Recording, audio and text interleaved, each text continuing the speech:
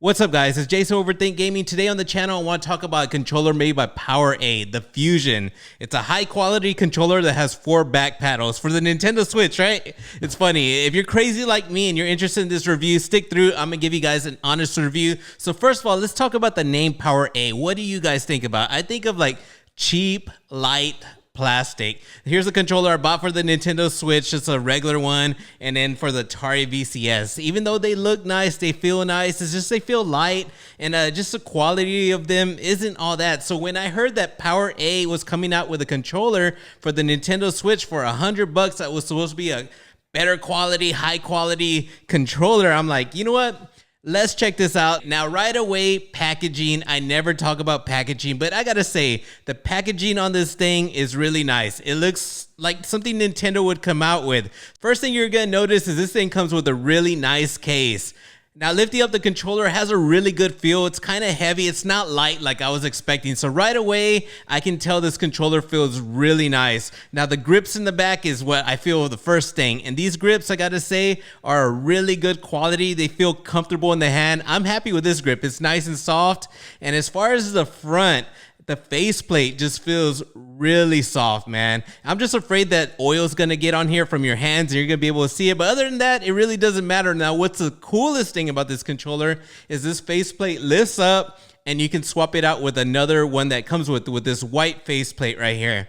Now, it's up to you, whichever one you want to keep. I personally think the black looks better. Coolest thing is that you can switch your sticks out on the fly right here. You can use any stick you want. Analog sticks feel really nice, especially in gameplay, smooth. So the buttons have a nice soft click. Not as clicky as the Nintendo Pro Controller, but pretty close. Now, the D-pad looks exactly and feels exactly like the Nintendo Switch D-pad. To me, I never thought the Nintendo Switch Pro Controller D-pad was bad. I know some people don't like it. If you don't like it, you may not like this one, but personally, I think it's pretty good. I'm very happy that PowerA decided to go with the USB-C. In the previous controllers, they had a USB micro, but it was very awkward. You can only fit certain cables in here. But here they went with the USB-C. That's pretty standard. That should be the standard across all controllers by this time.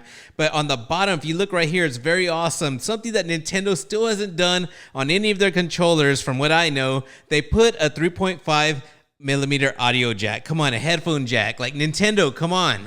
The bumpers are almost exactly like a Nintendo Switch Pro controller. Even the triggers, they're similar, but they have this pointed feel. It doesn't feel too bad when pressing it. Now remember, the triggers are not analog triggers. They have that short throw, that click, right away you feel the button. So it feels really nice. Feels exactly like a Nintendo Switch Pro controller. Now in the back, the main thing, the reason why you're probably interested in this controller is the back paddles. These back paddles are awesome. They got a little metal feel and you can take them off. Some players prefer 2 paddles, so if you want to do that, you can take them off or you can leave them on one side, whatever. It's up to you. Now, one thing that's really cool that I don't see on many controllers is you can take out the pack. So if the paddles are bothering you and you want to take them off, it's up to you. You can pretty much do anything you want with this controller, which I think is really awesome, and I gotta appreciate that PowerA went through that. Now, there is a switch here on the bottom to switch between Bluetooth and USB. I saw no issue using that. Now, connecting the Bluetooth, I gotta say, was really easy. There's some controllers that are really hard to connect,